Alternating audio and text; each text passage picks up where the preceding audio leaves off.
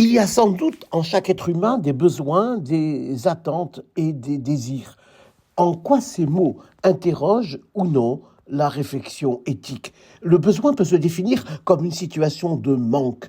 Certains besoins sont en quelque sorte universels ou plutôt communs à toutes et à tous. Nous avons besoin d'eau, nous avons besoin de manger. On s'orienterait alors vers une définition qui considérerait le besoin comme ce qui est nécessaire pour vivre, ou mieux sans doute comme ce qui est nécessaire au bien-être de chacun. La relation de soins, telle qu'elle avait été modélisée par Virginia Anderson, avait conduit à dénombrer 14 besoins fondamentaux.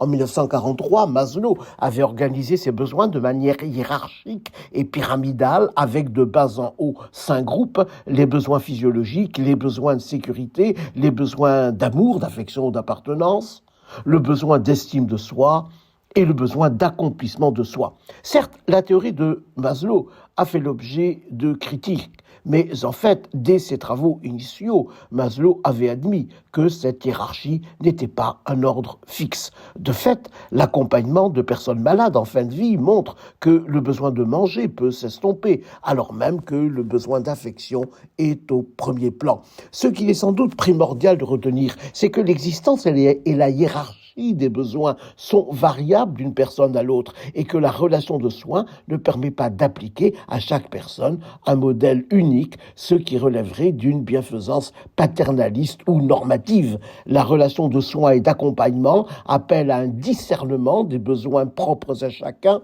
Ce discernement est d'autant plus nécessaire que le besoin n'est pas toujours explicite, mais qu'il peut être implicite ou non formulé. On a vu ainsi pendant la pandémie que des personnes âgées, isolées dans leur chambre d'EHPAD, ne mangeaient plus et dépérissaient. Le besoin réel n'était pas un besoin dit physiologique, la nutrition, mais un besoin d'appartenance. Ils se sentaient abandonnés par leurs proches qui ne les visitaient plus. Le désir est différent du besoin, mais il entretient avec lui des relations complexes. Certains désirs sont des modalités particulières d'expression d'un besoin, en le parant de connotations émotionnelles, nuancées ou culturelles. Le besoin de boire, donc la soif, peut s'exprimer comme l'envie d'une menthe à l'eau ou d'une bière fraîche. Les attentes sont plus complexes encore.